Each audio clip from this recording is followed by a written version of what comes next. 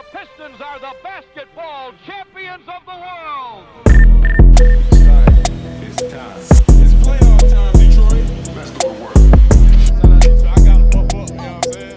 Detroit, I'm all the way in. Detroit Pistons, I'm all the way in. Let's do it. Hello, everyone, and welcome to another episode of the Buffs On Podcast. We are the best POD in the 313. We got some stuff for you guys today. Cade Cunningham making headlines, and there's positive headlines around the Pistons for once, so we can't skip over that. We're going to do a little James Edwards article survey for you, and then when you guys are listening to this, if it's on August 11th, this is a 1 year of the first episode we ever put out of the Buffs On Podcast. So we're going to do some reminiscing and talk to you guys about our favorite moments over the last 365 days. So without further ado, I know we're all itching to talk about Cade. Connie's first on my screen. How are you feeling about positive headlines being made of the Detroit Pistons? It's a little weird. Like I said a little bit before, it feels weird to have any positive sort of media towards the Pistons. I feel like even when we drafted Cade, like first overall, I felt like up until the draft, the news around Cade was like, this dude's fantastic, he's amazing. And then I felt like the moment that the Pistons drafted Cade Cunningham, I started seeing like negative Cade articles or takes. It's a safe pick. Yeah, maybe that's just how I view things, that Detroit versus everybody. But it feels weird that like multiple podcast, Windhorse, I think the Locked On did it. Like a lot of pods are talking, and news sources are talking about Cade has been like really impressive, and people are finally getting like high on Cade Cunningham and sort of seeing what it feels like we've been seeing and we've been toting for the past since he got drafted, right? For sure. So I'm kind of like 50-50 on it. On one side, I love that there's finally some respect coming towards this team. On the other side, I love the Detroit versus everybody mentality, and I'd rather beat people that don't believe this, Yeah, well, at least people believe in Cade now, not the team, but we'll see how the rest of that goes. Valley, your thoughts on Cade? Oh man, that was great to see, wasn't it? Like Connie said, it was great to see some positive views from the media, and I'm not worried about that Detroit versus everybody motto going away anytime soon. I'll take my 48 hours of Cade Cunningham getting media headlines. But this, like Connie said, this isn't news to me. This isn't news to us. This isn't news to any of us who watch Pistons basketball. The only thing it's done for me is put my win prediction meter through the freaking roof and put my hopes through the freaking roof, man. They're all the way up. Yeah, how many wins did you say we'd get? If Cade Cunningham plays 65 or more games, which is the minimum required amount for awards, the Pistons will win 50 games next year. Man, I'm high on Pistons juice right now. Let me tell you, man, these videos get me so excited. From the 2 full games we've seen, it appears that Cade Cunningham did not miss a single shot. I believe only had 1 turnover to 7 assists. But one thing that just stood out to me, I sent a little clip to you guys, was just the read in the pick and roll. Whether that's, they're going under, I'll pull up. Hey, I can get a little separation here, get to my midi, which I know is my bread and butter. I'm dangerous from the mid-range. Or, hey, I've got my buddy Jalen Duren here, and we're going to form a hell of a chemistry so good that even Anthony Edwards is going to go and say something about our chemistry we're forming. I could not be more excited. Little shout out to Jalen Duren. He looked like a beast at those runs as well. But just really solidified the fact that Cade Cunningham is the guy, a number 1 draft pick for a reason, and he's the face of the franchise. For sure. Yeah. And as we said in the Cade video, which if you haven't checked that out, go check that out. It's up on our YouTube channel. He is the future of this franchise, and he makes or breaks it. Gabe, you sent a picture in the chat, too, of all the other USA guys talking about Cade Cunningham. Paolo Banchero even saying kind of what Valley said, he's a master in the pick and roll. How did you feel about watching Cade in the USA basketball team? Yeah, we had that video a few weeks ago of him kind of destroying some randoms with Andre Drummond. And you can't really take too much away. But when he's doing that to Mikal Bridges, to Jalen Brunson, to Walker Kessler, these are elite NBA defenders, and he's cooking them. Like Valley said, he didn't miss a shot. Like, he was getting to the rim. He's moving slow. He's moving methodical. Like, he's big. You can see how big he is. People can't get back around him. Once he has them behind his hip, it's over. And I think, what we've all been craving to see is that Jalen Duren role man potential, and it's like full display here. And this is against, it's Team USA. It's not the dream team, but it is, like I keep saying, I think the best team in the tournament. This is a group of really good players, and from all accounts, our two players are the best on the court for those games. And so, the media, I think they're going to fall in love with the Pistons a bit like the Memphis team did.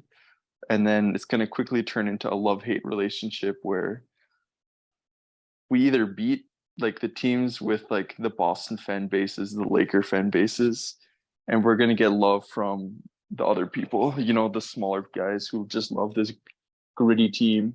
And it's great to see Cade up there, and not seeing Scotty or Mobley on either of these teams. I gotta say that feels good. Cade, he's been in their shadow. He didn't win Rookie of the Year, which was we all know that was fair. Dude, that Scotty won it. I'm still mad. He was not worse than Scotty. He Yeah, didn't make a jump shot for the first 2 weeks of his NBA career. Like, it's just, I think he's better. I think he's obviously good better than Scotty Barnes, but yeah. I don't know. Rookie of the Year. It's like my player not winning Rookie of the Year and then next season averaging 30 a game. It's like we're in that fictional universe. They're not looking back on it. No, and to Valley's 50 win point, I'm gonna have to take a step lower, say 35 wins. Okay. Flirting with that plan. I think our over under was put at 27.5. So I'm pretty sure I'm over that. Smashing the over. Can I ask if the number changed to you after seeing Cade in the media these last few days and what he's done? No, because 35 is double what we won last year. And it's over double. We won 17. Yeah, that's the Cade. 30 wins was my before. Yeah. Dave, specifically, you said 30 wins before, but now you say 30. I mean, it was tough for me in that over under. I would have probably gone over anyway at 27.5. But I know 4 players that we have are good NBA players. Stu, Duren, and Cade, obviously, for the long term, and then Bogey is just solid. I kind of concerned with Ivy. We'll see what we have there. If he's ready to do the winning player step, I'm not concerned he's not going to be a good player down the line. Just if he's there right now in order to compete, just kind of where I think, the spacing, maybe some IQ, some defensive lapses is going to hold back our win total a bit. But man, Cade, yeah, I'm ready to watch him all next season. Oh, for sure. And building off your spacing point, I just finished watching the Locked On Pistons podcast with Ben Golliver. He was saying that there's even some reports out there that Steve Kerr told Cade, play like Luka Doncic in these. I love that. Yeah. And Cade did. You wanted him to be ball dominant, wanted him to control the pace. Cade did, and Cade made a statement. And and Ben Golliver even said that Cade Cunningham is the perfect opponent for this USA team because he's bigger than Anthony Edwards. He's bigger than Tyrese Halliburton. He's bigger than Jalen Brunson. And if they want to switch, they want to put Mikal Bridges or Brandon Ingram on him. He's stronger than both those guys too. So it's this is the perfect lineup for Cade to feast. I was so impressed by Cade because I had the opposite sort of reaction to that roster. Other than Halliburton, Anthony Edwards is huge and athletic. Those wings are huge. I watched the warm-up game, the showcase game against Puerto Rico yesterday, and that USA team, when they lock in, are really good defensively. That's where I think they'll butter their bread in this tournament, is that they have Jaren Jackson down low, Brandon Ingram and Mikal Bridges on the wings, these huge, long athletes. And Cade was really just taking those guys to school. They're really the prototypical NBA defense. That's what every team would absolutely love to have. But he just broke them down as Cade Cunningham with just his IQ, like you said, his strength, his unique set of physical capabilities. It's just really special. And he's obviously bigger. And Jalen Duren too. Him. We saw those pictures. Cade is beefier this year. Yeah, every time I see a picture of Cade, it just surprises me at how strong he looks. I think it's because he gets stronger every photo that comes out, man. I'm always He's like, oh, he's looking reminded. good. What's that game? There was one, I forgot if it was like a Reddit comment or a Twitter post. There's like, if Cade eats a hamburger, the league is screwed. Like always reminded of that. Is he still vegan? I think Yeah, Like, I believe so. peanut butter and jelly, man. You can get big on PB and J. Tofu. But also from those USA scrimmages, I don't think we can overlook. Did you guys watch it? Like the full video or just I have not watched the full thing yet. No. Not the whole game, just the Cade Duran highlights. Yeah, I mean, just the Cade Duran connection. What excites me really so much from that, like on obviously Jalen Duran's obvious rolling potential, and we see what Cade can do with rollers. He made Marvin Bagley an all-star for 12 games. But what Jalen Duran has that those guys don't have is like also like intelligence and passing ability. And so like the two-man game between a guard and a big who can both do multiple things kind of reminds me a little bit of what the Miami Heat have going on with Jimmy Butler and Bam Adebayo. What about Jokic and Murray, who just won the championship? Yeah, that's there we go. The finals matchup right there is a point guard and a big man who can both like sort of dribble, shoot, pass, screen for each other, run inverted pick and rolls. Oh my! Imagine a Duran Cade pick and roll. If we ever get to the point where Jalen Duran is good enough at basketball to do an inverted pick and roll, like if we're not in the conference finals, it's ridiculous. That would be actually silly. But yeah, I think like those two guys having just like really high skill sets and high IQs is like, I guess from the point guard position, that's not super special, but from the center position, I think with those kind of physicality, it does not come around very often. No, and to remember, I don't think he's even broken 20 yet, and he's competing with these USA basketball guys and overpowering some of them and making a statement at the age of 19, which is just incredible. But there was the one play where Jalen Duran got like a rebound. He threw like a behind the back pass to Cade. They went back. Jalen Duran slipped. Cade found him immediately for a jam. Like it's just, oh man, I'm so. And the worst part was I feel so bad for Jalen Brunson because he was on Jalen Duran on that roll, and I was just like, oh, poor dude. Oh my goodness. I mean, I was always excited. I mean, I think you could hear it in our voices when we talk about Cade, but like I was always excited to watch Cade. This is kind of just every time I watch Cade, it just takes me to a new level. I think he even had a pull-up three in that game too. So, I mean, it's one shot in one gym in the grand scheme of things, but I'm gonna take it. Yeah. He was 4 for 4, I think, in that game. Like you guys said, he didn't miss a shot. 11 points isn't too shabby, but I'm hyped for Cade. And Jalen Green's on that roster. Like you said, it's nice to see Cade getting headlines over Scotty or Evan Mobley. Jalen Green was there too. He's not making headlines either. So your Gabe, your rookie of the year prediction, Chet didn't play too well either. Not that we're going to take anything away from it, but just throwing that out there. Yeah, it's going to be a tough rookie race. It is. Koo and Gulliver also talked about how do you guys think Troy Weaver should surround Cade Cunningham? Because they were talking about these heliocentric players, James Harden, Luka Doncic. Do you think that's the way to create a team, or do you think that there's a better way to do it? Is there a better way to create a team around Cade Cunningham, or is it just space the floor, put him out there with a bunch of shooters, and let him do his thing? I think ideally, so Jalen Duran is the ideal player at the 5. I think Isaiah Stewart, if that 3-point clip improves to 38%, is the ideal player. I think a player like Bogdanovic is the ideal player at the 3, someone who just off-ball spacer, knockdown. And then I don't think Jaden Ivey is the ideal player. I think a Devin Booker, okay, he might become one. But like a Devin Booker type where you can just kind of put the ball in his hand, let him go to work, kind of score. I think that would be the ideal player next to him, where it's not like, where he's not hard. Like he doesn't have no one around him who can dribble. I think you always want that one kind of outlet if Cade's off, if they have a really good two-man pick and roll defense. I'm skeptical if Ivy can become that guy. He's kind of a different mold of a player, I think.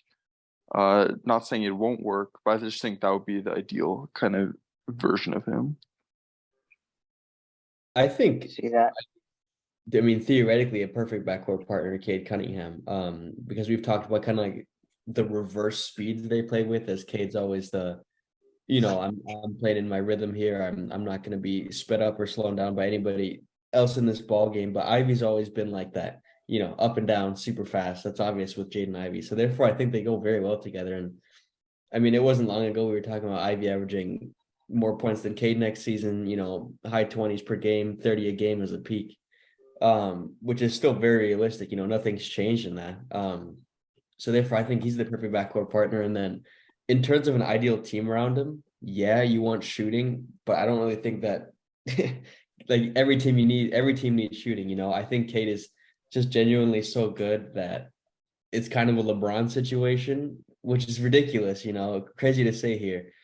But I really don't think it matters that much around the team we have around him, because he's so smart at getting other guys involved that I don't particularly think it matters. But having guys that can shoot, super helpful, like your Bogdanoviches, the guys who've been around the block and can shoot the three. Yeah, Gabe? I mean, like LeBron, when you put a team of non-shooters around him, he gets the 10th seed, barely makes the playoffs. You put a team of defenders and shooters, he wins the championship. So it does matter who you put around him. Connie, how do you feel about it? About heliocentric players? Yeah. I don't like them.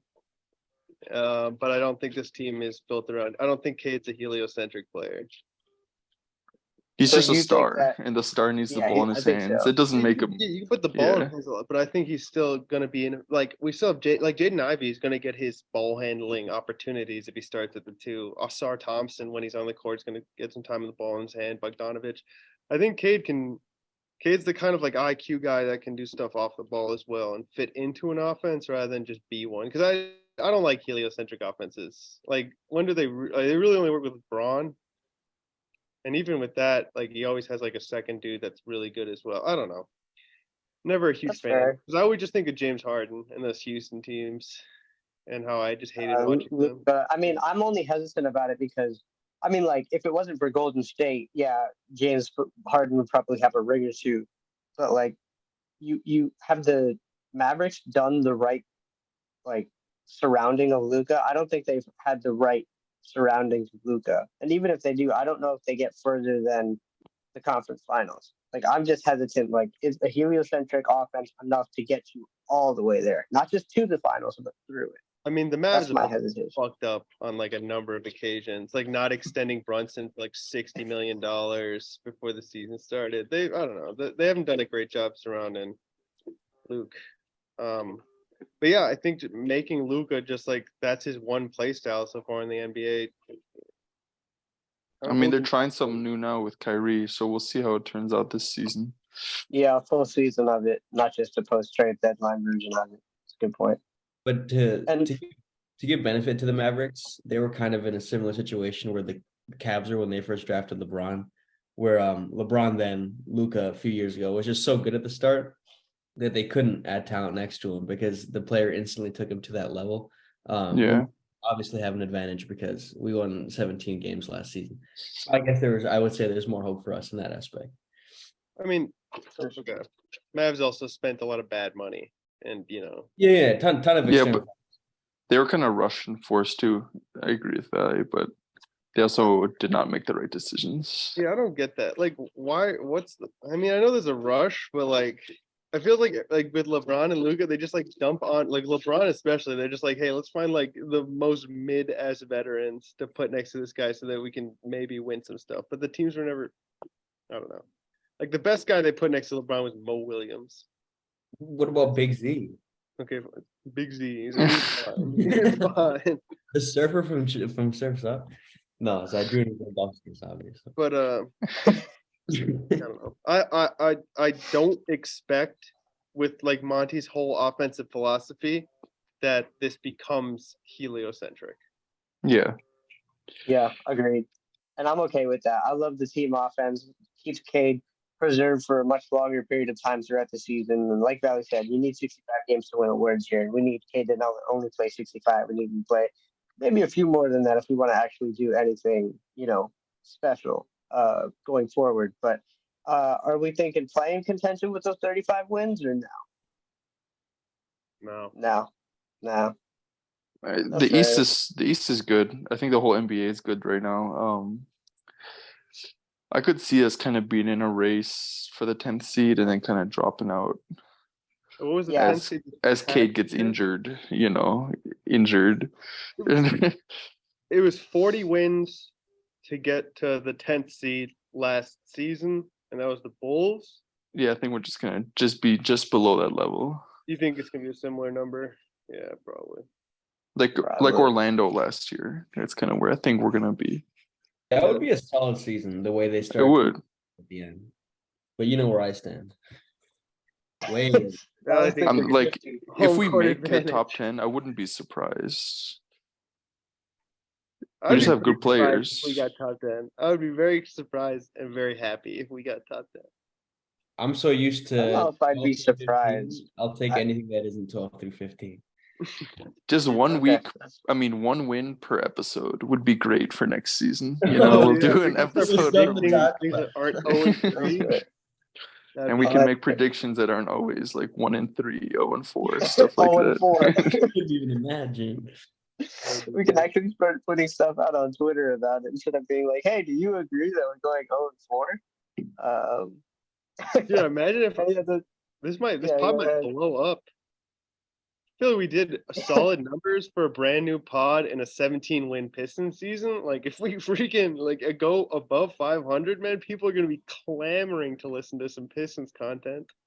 Especially if Cade starts wearing buffs around the city, man. Oh yeah, start looking buffed on. Hey, that's us, man. That's us. We just gotta start mailing Pistons players buffs on merch. And make it look cool and just mail it to one to each guy and be like, please.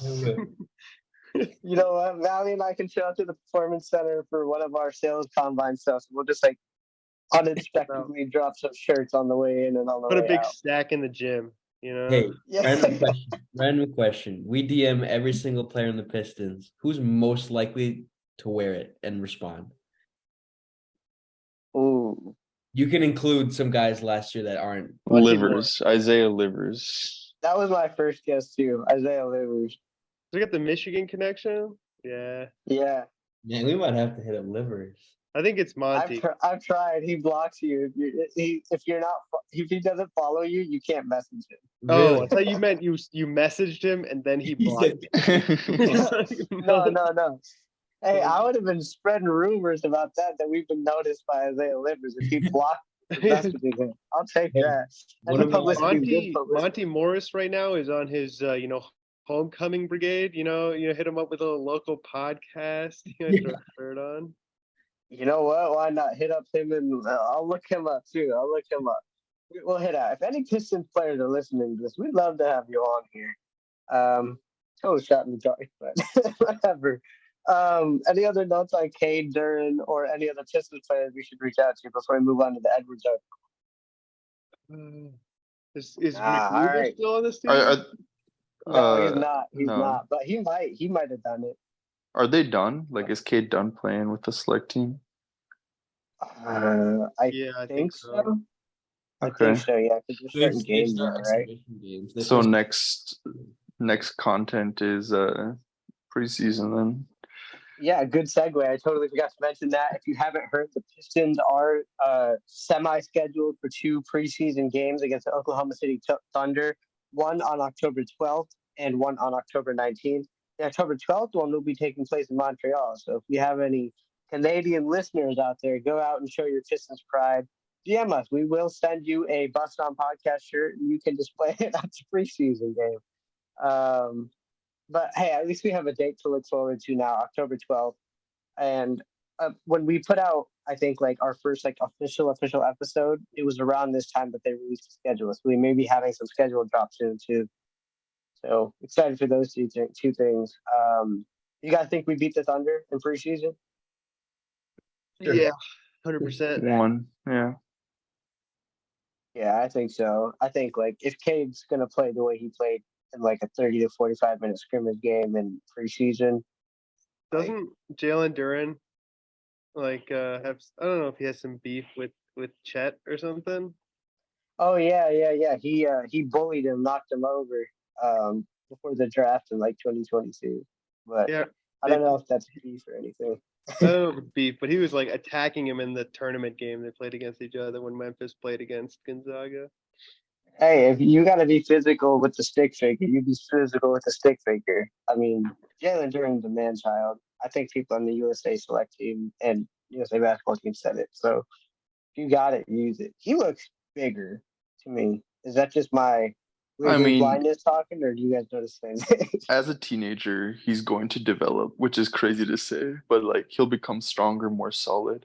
I think he'll turn into a Steven Adams type of body as he That's gets older scary. into later into his prime. That's Less scary. defined and just strong and solid. It's kind of what I think. I can see that. Like Dwight Howard or Stephen Adams, though. Because Dwight Howard was a comp that he had for a Dwight Howard minute. is ripped the whole time, yeah. No, I think more of a Yeah. Steven Adams, just like become strong, offensive rebound, pass. More Like athletic. it. I like it. More athletic, yeah. Would love to see some Jalen Duren full court one hand passers. That'll be fun. All right. Article time. You guys ready for this survey? Yeah. Do it. All right. So Valley filled this out. So Valley, you're gonna answer with us. Yeah, I'll answer it. Yes. All right. He's gonna answer with us. James Edward put out an article and had a survey on it. So hopefully he doesn't get mad at us for doing the survey. But I mean, if he does, that's fine because he's listening to the show. So win-win. First question on here. Are you confident that the Pistons are heading in the right direction? Yes or no? I say yes. Yes. I think we all say yeah. Okay. All right. If anyone said no, we kind of have to debate on that one. All You right. know, if you'd asked, I don't know, if you'd asked this like a couple weeks ago before this Cade news came out, I might be like 50-50, but I think, yeah. Really? You would have been 50-50. I'm just like, it's just unsureness, like there's nothing proven about our guys. Like we like them, we like watching them, and we like what they do, but there's like literally nothing proven about this team.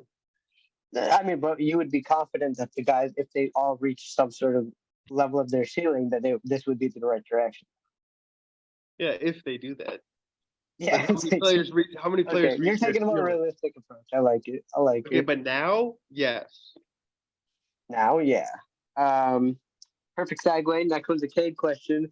Did the Cade Cunningham injury change your expectations for last season? Oh yeah. Of course. It's the number one Definitely. overall pick. It's our best player. I mean, to be fair, no, actually. I knew we were gonna be I had a feeling we'd be bottom three, whether Cade played or not. Yeah, but I felt like I don't know. with the 17 win wins. sweepstakes.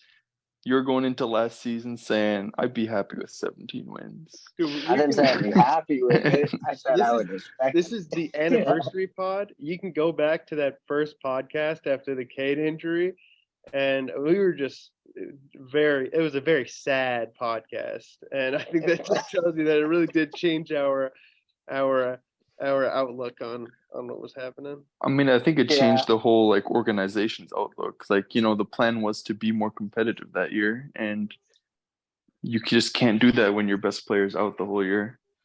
So yeah, definitely. This is true. You guys are thinking play-in. I don't think I ever really thought play-in, but I think losing Cade kind of took me from, we're going to be bottom 5 to like, we're going to be bottom 2. For sure. Worst team in the league without Cade. Yeah. Valley, you're on the train with that, right? I didn't hear you talking during that a little bit. 100%. Okay. Just making sure. Third question here, kind of more of a multiple choice one than a yes or no. What is the fewest number of wins the Pistons could get in the 23-24 season and still be deemed as a success or positive year for you? Options 25, 30, 35, 40, 45. I feel like Valley said 45. No, I mean, what do you got? What I want to hear What your do I got? I'd say 30. I'd say 30, at least a 13-game jump. I think Connie said it before. In the NBA, it's a big jump. So if we win like 28, I 28. Now I'm saying it out loud. I need 30 wins to make me feel like it's like some sort of progress in this rebuild. The funny thing is, every single selection here would be a win, like would be a significant increase. Yeah, can I have all of the above? Is that awesome? More than 17. Yeah, I think for one, beating the over/under would be great. But I agree with you, Amit. 28 just still sounds trash. Like you're a bad team. You're getting 20-something wins. So I guess 30 would make me feel pretty good about the season. Yeah, I was gonna say that exactly as well. Those teams where we had Greg Monroe and Brandon Knight and we'd win like 35 games. It felt like we won a decent amount of games. If we get back to that point, I can kind of expect us, there's teams you won't beat, but I can kind of expect us against most NBA teams that like we might win.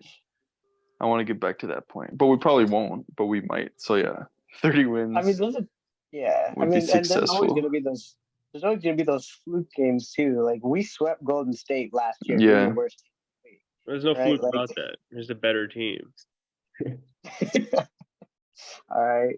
So you're okay. Never mind. Valley, what was your win prediction that would make you feel at least positive about the upcoming year? When I predict 50, like if we still get 30, I'm probably still walking out of there with a smile on my face. Because that's a near double increase in win total. So yeah, I would say 30 to this. I guess there's kind of a narrative you could write to any number next to here in these answers, and you could write a story that would be okay. But I think 30 would be a pretty solid baseline. And I think this is the wrong group to ask because on the first episode, Valley said it. In the first episode Connie was on, I think he said it. And I agreed with you guys. We're sickos, so just watching Pistons basketball leaves us with a smile on our face. So it's not really fair, but yeah, I'd say unless Killian's starting. Then you got a huge smile on your face. Valley and I are dancing if Killian's starting, but we're doing more than smiling, man. But yeah, I'm glad to have Cade back. How many wins do you expect the Pistons to have in the 23-24 season? So kind of building off the previous question, 0 to 25. Wow, 0 is on here. Do you expect us to win 0 to 25, 26 to 35, 36 to 44, or 45 or more? I'm saying 26 to 35. That's my window. And what's the exact number? What's your guess? 33. I'm in the same boat. I was gonna say 32 wins is my official guess. Okay, Connie. Maybe 37, man. Okay, so you're in the 36 to 44 range, and I think we all know Valley's in the 45 or more. Give me 53 wins, home court advantage. Top 3 seed with 53 wins. Give me first seed. 3 wins. Valley's making up for the difference. Gabe went down 3 wins. Valley went up 3 wins since the beginning of this pod. Okay, that's fine. I love the optimism. Hey, just like whatever 8 months from now, when we've got 50 wins, we can just get back to this moment, and you guys can all just say I have the best basketball knowledge, and we'll be all right. Yeah, man. We can move on quickly from that point, man. Oh man, where do you expect the Pistons to finish by the end of the regular season? Bottom 5, lottery team, no play-in tournament, lottery team makes the play-in tournament, or playoffs. I'm gonna say lottery team misses the play. Yeah, like the 11th seed. I think so. Okay, something like that. That's fair. Like not. I guess that puts us as bottom 5. I'd probably say bottom 5 as well. Well, wait. If you don't make the play-in, you are bottom 5. Or bottom 5 league wide. Never mind. Bottom 5 league wide. Yeah, bottom 5 league wide. If you make the I play-in, mean, what? like Let's go through it real quick. Who's gonna be bad? Wizards. Spurs probably. Wizards. The 4 teams that were going to be above in the Eastern Conference Charlotte. Charlotte Hornets, Charlotte. the Yeah. Washington Wizards, the Toronto Raptors, Ooh. and Are we better than Toronto though? if They have they a bad blow it up, design they've been trying team. to Yeah. trade They blow it up, Siakam. yeah. But as of this point in time, they No, still have that's OG. part of my prediction, man. Part of my prediction. Oh, okay, okay. And so that's 1, 2. Orlando. Yeah. And the Pacers. Indiana. And Orlando. It could be Actually, I either- take it either back. or. We're going to be the 10th seed. We're in the play-in, baby. That's my prediction. We're the 10th All right, seed. yeah. I'll say we just miss. I say lottery miss playing. Okay. Valley. Playoffs. Playoffs. I mean, Okay. Valley's saying we're gonna be the first seed out here, man. First team ever to go last to first seed. The first. Hey, that'd be amazing. Could you imagine if we're in the lottery at like the 11th spot and we get like the second pick out of it? That's Like, retribution hey, that's for this year. yeah, right. For the last 2 years, what did we do? We went 3 to 5 and 1 to 5. Yeah, we need retribution. Next question: where is your confidence in Troy Weaver and the Pistons front office? Scale I'm of 1 to confident. 10. Scale Oh, of okay. 1 to 10. 10 being Uh, this man is basketball god, savant. 1 being get him out of here right now. ooh, okay. I'm definitely not at 1. Definitely not at 1. I'm gonna say like 6.5. All right. Cade fell into our laps. I think he made the right pick with Ivy. But that also sort of fell into our laps too with the Kings It drafting Murray. did, but he could have taken anybody else because he knew he. I mean, he knows we need shooting. We needed shooting since the beginning of time, but he decided to go for a burst of speed guy, and then he went again. I think as of this point in time, Massar is a good piece. He hit a home run with Jalen Duren. Yeah, that was a good trade. That was a really good Pretty trade. much, right? We got Burks in that trade too. Yep. Yeah, it was pretty much all in the same thing. I mean, he gave up. Since he's become GM and like tearing down the team and stripping it down. People can say, yeah, Bruce Brown should have stayed, yada yada yada. But like we were trying to rebuild, so I'm fine with him trading Bruce Brown. Did we get nothing? I think we got like Musa or whatever his name is, and We like got a second. nothing. Yeah. Yeah, okay, we got nothing. So like, it is what it is. When you're trying to tear it down, you tear it down. But since tearing it down, he's pretty much given up nothing to get A lot of guys. Yeah, a lot of guys. Like he got rid of Josh Jackson and Trey Lyles for Marvin Bagley. Like, yeah, Trey Lyles ended up being semi-productive for Sacramento, but like when That was never it gonna happen happened, here. yeah, exactly. That was never going to happen here, and everyone was like, "Oh yeah, get Marvin Bagley." James Wiseman, probably the most emotionally tied trade because we had to give up Sadiq, but I feel like What most did he give fans up are for like Bogdanovich? Kelly Olynyk. Saban Lee and Kelly Olynyk.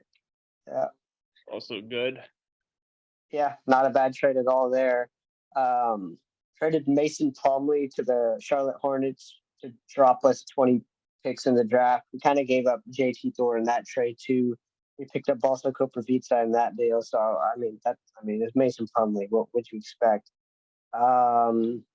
Jeremy Grant, he traded away to get, I think it was like a 2025 Bucks first round pick, turned that into the number 13 overall pick or something. That turned into Jalen Duren, I thought. Yeah, that turned into deal. Jalen Yeah. Duren.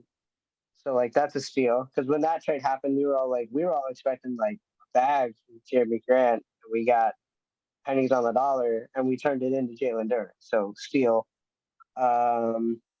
He also in his first draft picked up Sadiq Bey and Isaiah Stewart at 16 and 19. So And Killian Hayes at 7, which counts against him. Well, I was just talking about acquisitions because we had that 7th pick, right? Adding we the didn't take. picks that became. Yeah. Okay. Yeah. Just adding picks wise. Picking Killian Hayes is a knock, but at the time, like, was everyone really mad at the pick of Killian Hayes? I don't recall. No, there's some people in the media. They're like, there's Kevin O'Connor or something said he was the best player in the draft. Yeah, right. And some people even compared him to James Harden. So, given what we knew at the time, like that wasn't a bad pick. And I think the the pattern overall is that he can find his guys if he wants them. He gets Mhm. them. And I think the underlying fact that all these guys have is that they're good people and they're hard workers. I think Yeah, that's and I love. the So biggest thing you can like give credit to Weaver for is he's like the culture is here in Detroit. There's no bad Yeah, apples. We have the right team, the right coach, which is another thing. We got Monty Williams.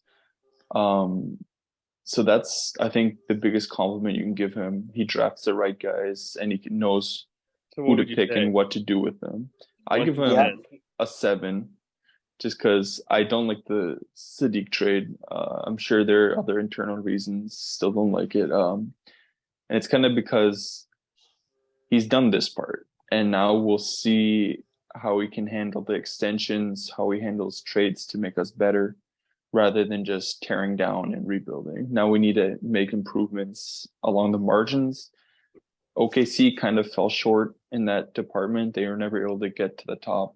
So I kind of see what he does now.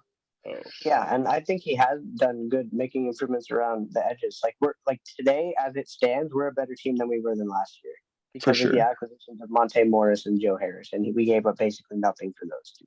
So I said 6.5, but I But it's all definitely with go no for risk so 7. far. There's been no risk. Yeah, So now we're going to there's get been to no the risk. point where there's a risk, and we'll see how he once if he does a bad trade, if the fans turn on him, we'll see kind of what happens.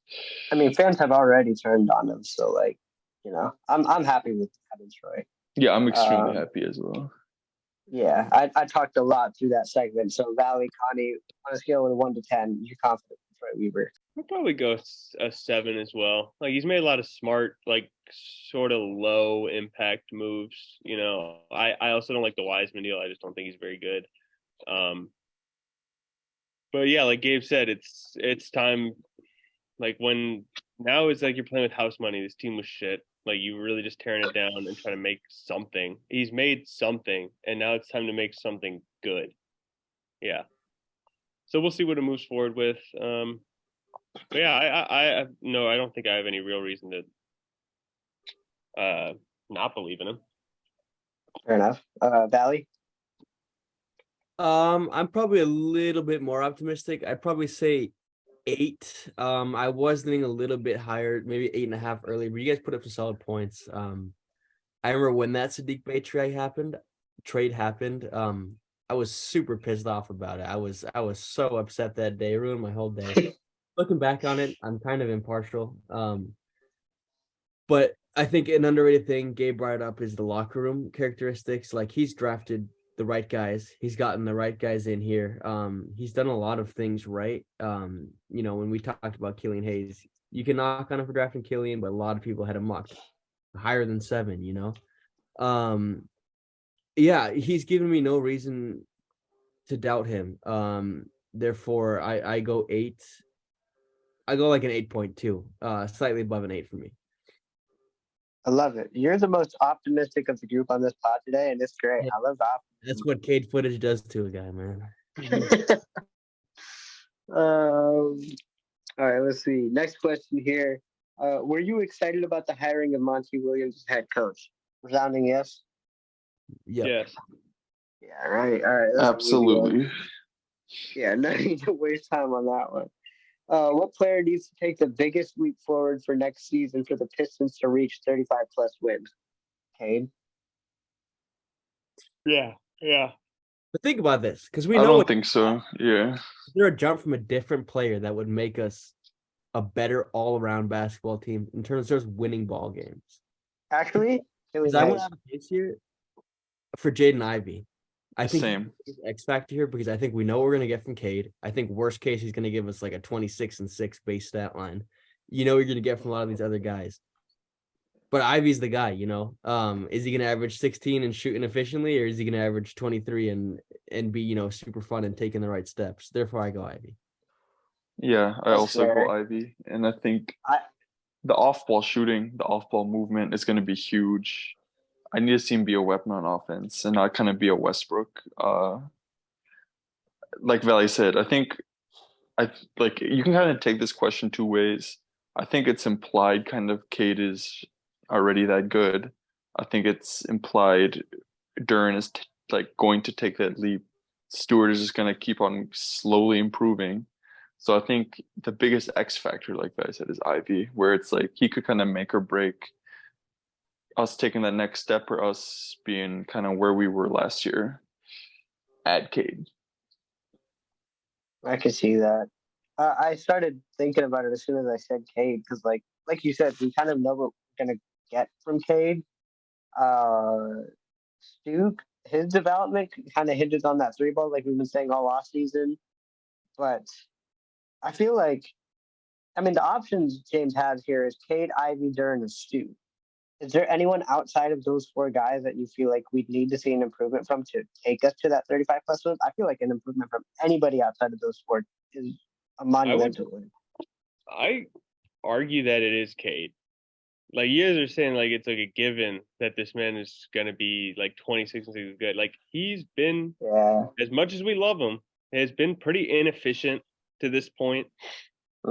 Staying on the floor is obviously an improvement area. If we want to win 35 games, he's actually got to be out there. So I do think it's Cade. I think it's Cade, like putting it together a little bit. You know, doing what we all think and know that he can do, but actually doing it, you know, getting those shooting percentages up, maybe get the turnovers down a little bit, foul a little less. He's a little foul happy. And just, yeah, he's the most important person on this team, regardless. And I'd say him.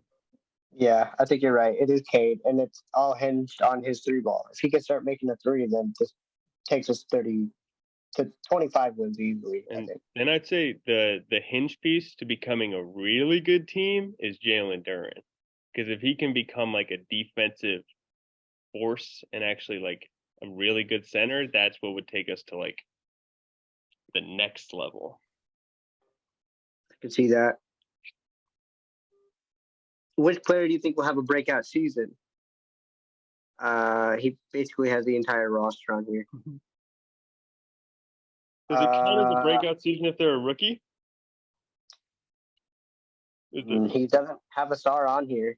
But, okay. You can say that though. Yeah, you can. I would. What's your bite for it? Like, what's your case? Who, me? Yeah, you said. I don't want to make a case. I was just asking. Oh, okay. Kind of we're ready to hear some bars or something. Okay, no, I can make a case. Make a case. The Asar Thompson Rookie of the Year. Whoa! Breakout season. Asar Thompson comes in as a competent three-point shooter, but really excels as a playmaker. We're talking about an Asar Thompson that averages about 14 points, 8 rebounds, and like 6-7 assists a game. A defensive stalwart, all defensive first or second team as a rookie, really shows off that he can guard multiple positions and play really high level basketball in the fringes. I don't think if he's this type of guy, he's going to be a secondary unit playmaker and a primary unit connective piece. Like, I mean, everything we've already talked about Asar Thompson. But yeah, he's gonna jack of all trades himself into a Ben Simmons-esque rookie year. I gotta have you do one of these every pod for each player on the roster. I'm like as high on Asar Thompson as I've ever been at this point. point. But if I do like my real answer, all right, fine. Bring me back to reality. Jalen Duran. That was my answer. I feel like anything Jalen Duran does impresses me. And I don't know why, because I feel like he can do so many things. But when he shoots a corner three and it goes in, I'm like, yeah, that's great. So I think he's going to do that the regular season. I think it's going to impress us. I think he's going to shoot middies. That's going to impress us. And I think his playmaking is just going to continue to get better. Inverted pick and roll of anybody, like we mentioned earlier. So I'm taking Jalen Duran for the breakout season. And I think also just being established as a starter from the get-go, playing with Cade, a real point guard from the get-go. Everything is really just, I think, going to help him succeed and be to the league. What is the wording of this question again? The wording of this question is: which player do you think will have a breakout season? Question mark. I think it's gonna be Cade. I think it's already set a little bit. The ball has started to roll. ESPN, the coverage with this Team USA stuff. If he's really this guy and we're a competent team and he's the head of the snake, the attention's going to be on him. And I think that's kind of what's going to lead his breakout into possibly an all-star year here. So if what player, it's kind of like what the most improved player has become. You get that good player and they take that leap to become great.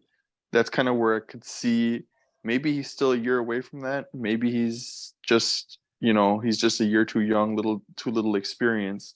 But I could see him making that leap to be that Tyrese Halliburton all-star, that LaMelo Ball all-star.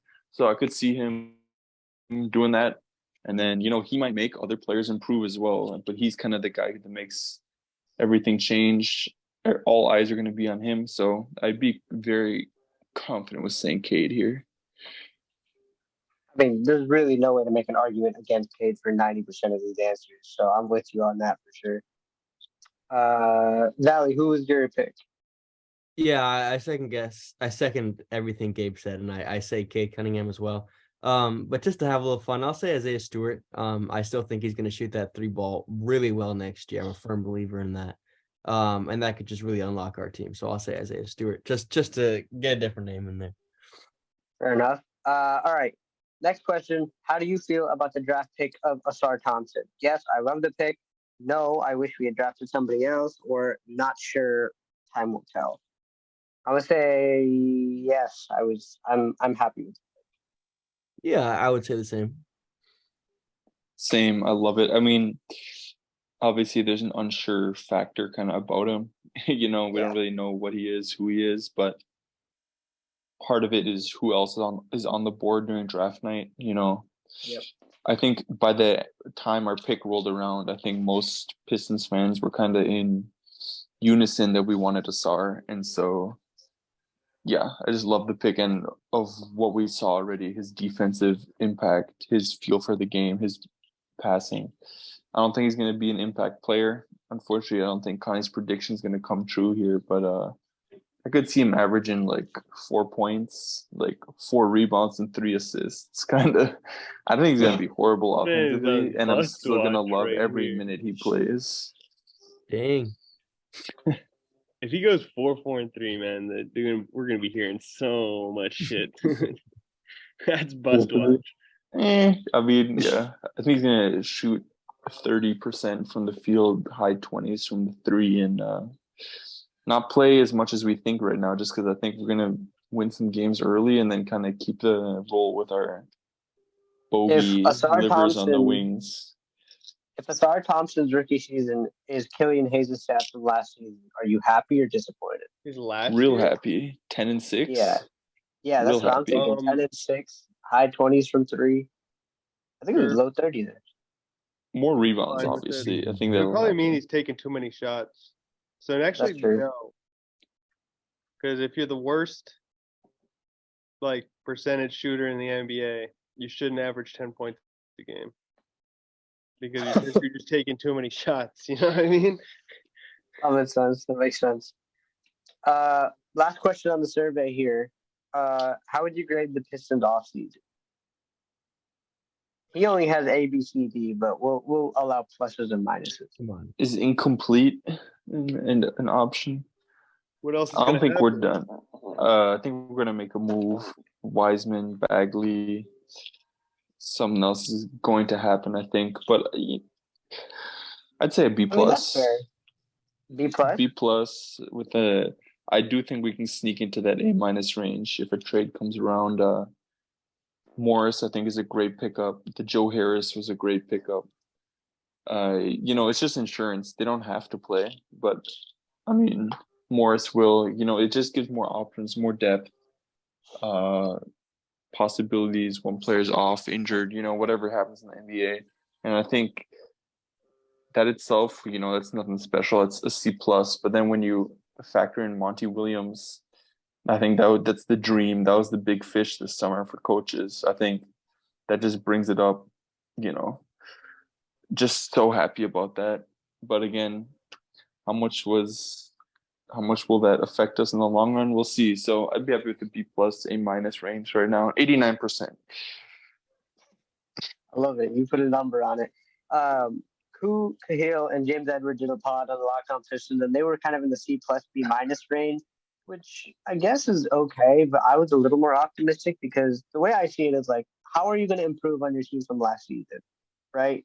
And I think Troy Weaver has done a tremendous job of taking the roster that he had from last year and improving it. I'm with Gabe. I'm giving it like a B plus, B plus, maybe like an 87%, maybe not 89 because I'll say I'll copy Gabe. I'll go 89%.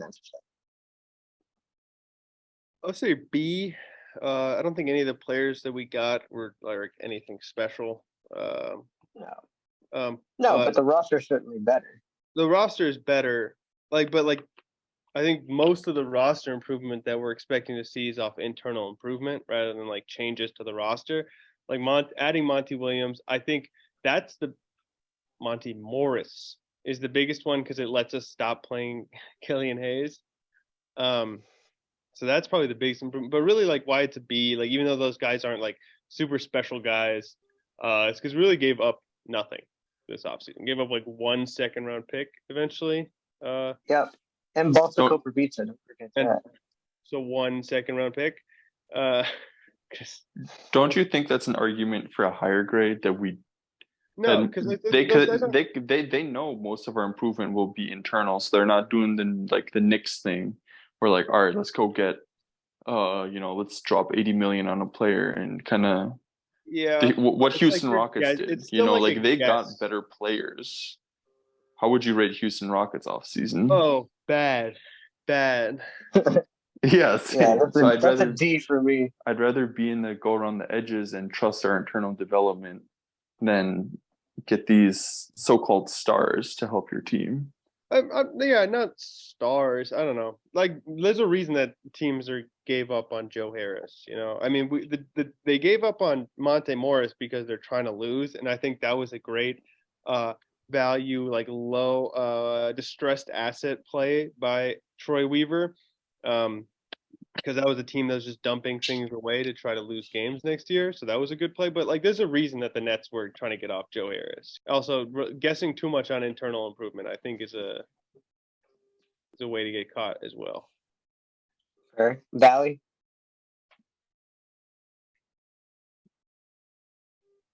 I kind of want to say something else, but 89% is just such a good number, huh? It wasn't anything to knock you out of your stocks, Like, it was good. Like, we made some solid moves for the upcoming season and also the season after in terms of contracts expiring in free agency. But like, it's like all right. It's like, it's pretty good. It's not crazy. I'm gonna say 88.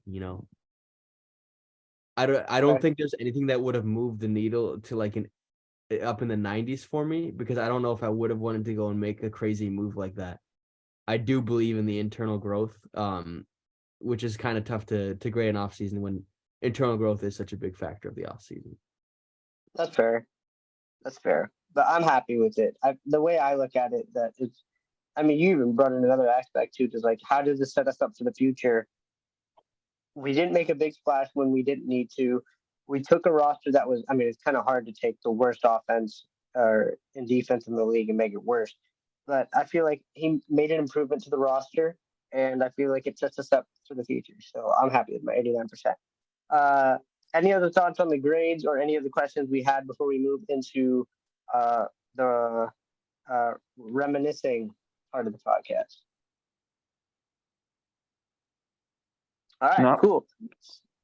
Cool. So as I said earlier, this is, if on August 11th is the 1 year of our first episode being put out of the Buffs On podcast. So I guess the way to start would be like how the podcast started. Hamidou Diallo, no longer a Piston, but will forever be etched in my heart as the guy that that started the Bust On podcast. One may think it's Cade Cunningham based off the name, but no, it was Hamidou Diallo. I was sitting in class at University of Michigan Sport Management, and we were talking about player options, and the Pistons had just signed Diallo to his contract with the player option. So I asked about it in class. I tied it into it, and the next day, this dude comes and sits across from me and was like, "Hey, did you just talk about Hamidou Diallo yesterday?" And I was like, "Yeah." He's like, "I'm a Pistons fan too." Very next question out of his mouth, are you a Killian Hayes believer? And I said yes. And that started probably the greatest friendship that I ever had, and that kind of sparked the interest for the Bust On podcast. So Valerie, thank you for coming to sit at the table, man. It was great. Hey, man, I genuinely thank you for asking the question, man. It's Yeah. awesome that the Pistons are so bad that it's like niche enough that if you're talking about the Pistons, like that's the connection to be made. Because if they were like a good team, man, like I don't know if you could have made that one. It's like it's everybody. Imagine living in Boston or something. It's like, hey, you a Celtics fan? like duh. I'm here to know. Are you a Pistons fan? All right, yeah, that's a real connection to be had right now. Pistons fan. It was. And I remember we were walking out of the kinesiology building one day, and you were walking behind me, and you're just like, "Oh my god, oh my god!" And I looked at you. I'm like, "Oh my god, what happened? Did you get a grade or something?" And you're like, "Pistons just traded for Bojan Bogdanovic." And we looked at each other. We were like, "Emergency pod." We texted in the chat right away. You and I both ran home. And we did like an emergency pod 15 minutes after. So that was my second. That was like in our first like month and a half. So that was crazy. Obviously, we've had some greater moments, so I'll leave those to you guys if you can recall any of them. I know two off the top of my head. I know you guys will bring those up for sure. Let's start with Connie. He's right on my screen. I don't know if I have one moment.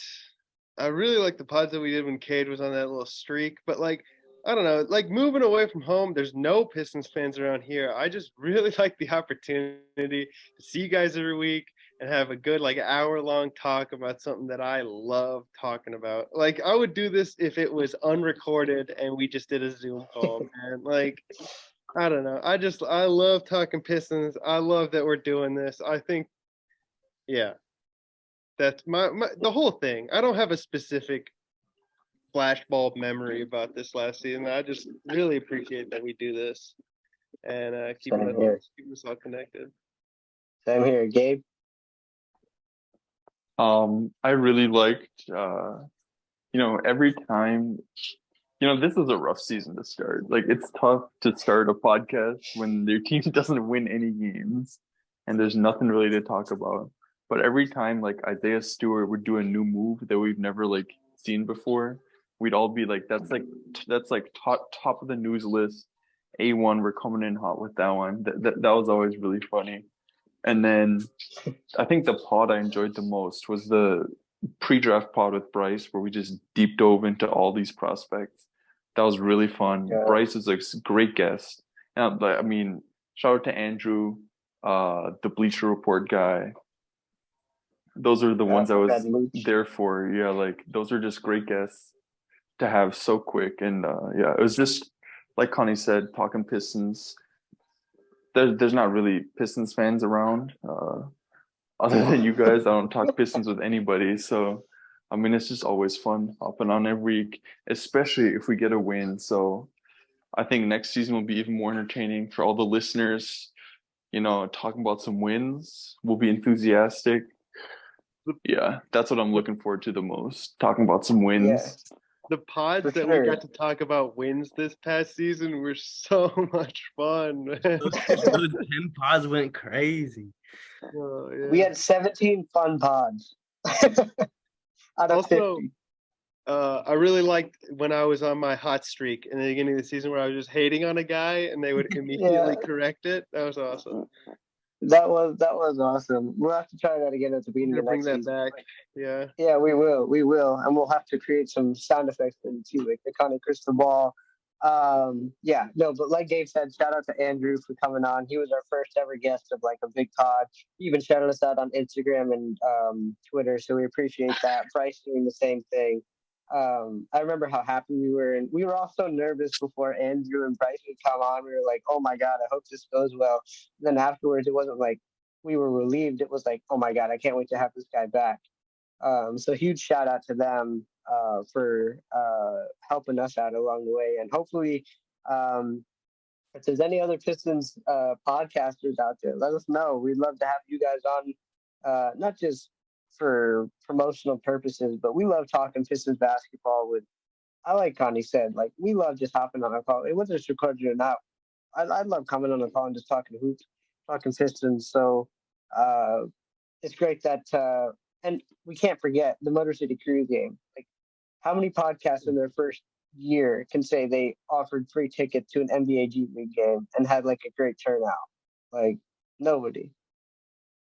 So that was also really fun. Huge shout out to Scott Schiff for hooking us up there too. So any of the thoughts on the pod or the Pistons before we get on out of here?